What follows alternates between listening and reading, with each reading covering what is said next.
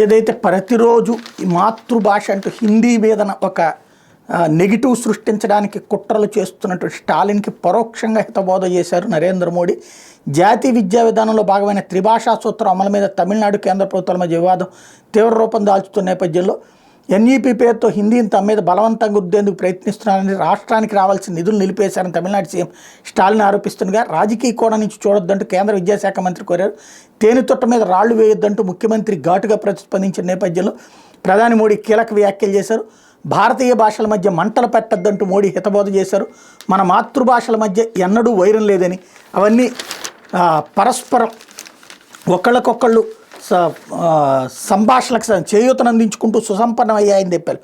భాషల ప్రాతిపదికన విభేదాలు సృష్టించే ప్రయత్నాలు జరిగినప్పుడు భారతీయ భాషా వారసత్వం ధీటుగా వాటికి సమాధానం ఇచ్చిందన్నారు.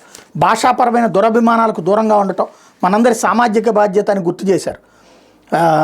రాజకీయ అభిప్రాయ భేదాలకు అతీతంగా జాతీయ విద్యా విధానం అమలు చేయాలని ముఖ్యమంత్రి స్టాలిన్ని కేంద్ర విద్యాశాఖ మంత్రి ధర్మేంద్ర ప్రధాన్ ఈ సందర్భంగా ఓ లేఖలో సూచించారు.